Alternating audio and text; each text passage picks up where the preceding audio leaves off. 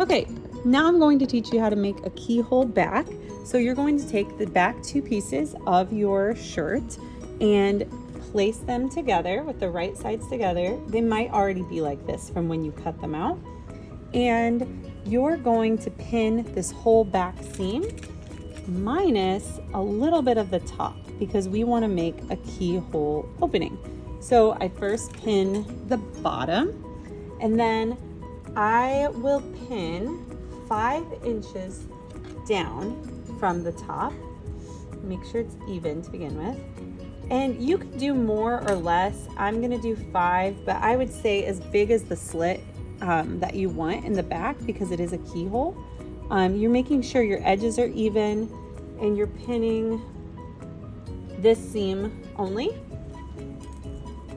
And then I'm going to sew from here to here or from here to here, depending on what you want to do. So let me come over and show you that seam. Get my camera fixed. Okay, so I come in at 5/8 inch, just a standard seam. I'm going to back stitch.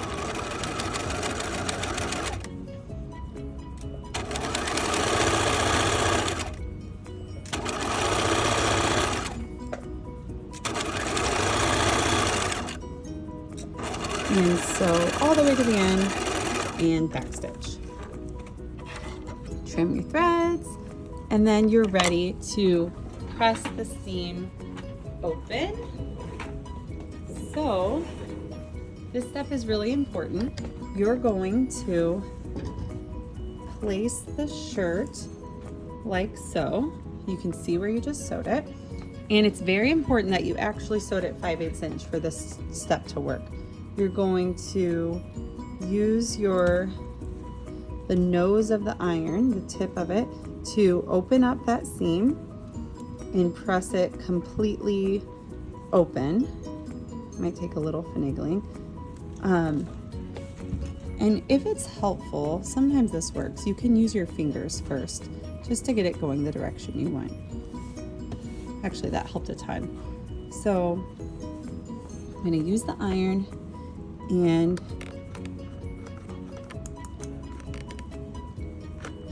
press it open nice and flat. Then, even though we didn't sew up here, you're going to kind of put it together like you did and press this open in the exact same amount. So 5/8 inch, you're ironing to make this open. Now, once that is fully open, I'm actually going to tuck the seam allowance under on itself. And again, fingers are helpful like this. So I'm folding it under so that I have this really nice, smooth seam. And it's finished and it's pretty. And this is where that opening is going to be. You can do it all the way to the point like so, and then I recommend putting some pins in, and you just want to make sure that this is folded the exact same amount so it looks really nice. And this is a step where your thread color matters, so you're going to trade your thread to be the color of your fabric. I was thinking, I paused for a second, if I sew on this side, the bottom color is what's going to show on the outside. So it's especially important to change your bobbin, but I would probably make them both match. So the inside, if that was to show, matched also. So I'm going to change my thread now. And then when I sew, I'm going to edge stitch down, pivot across, and edge stitch up along this opening.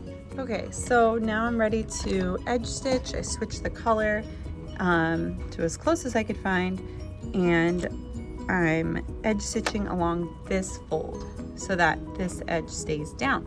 I know it's going to be hard to pin the way I did. I even struggled with it, but if you can, it makes it a lot easier when you do this step. And just take your time. If the fabric isn't folded, stop and, you know, help tuck it back up.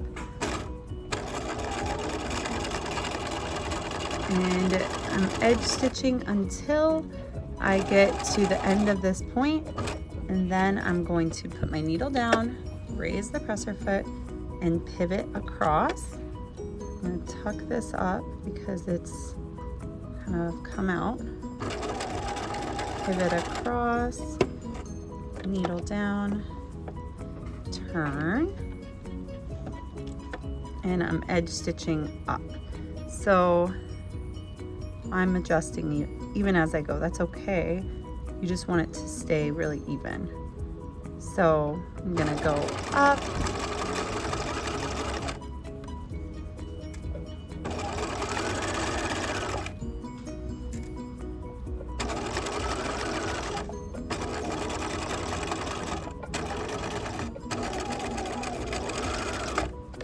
and backstitch.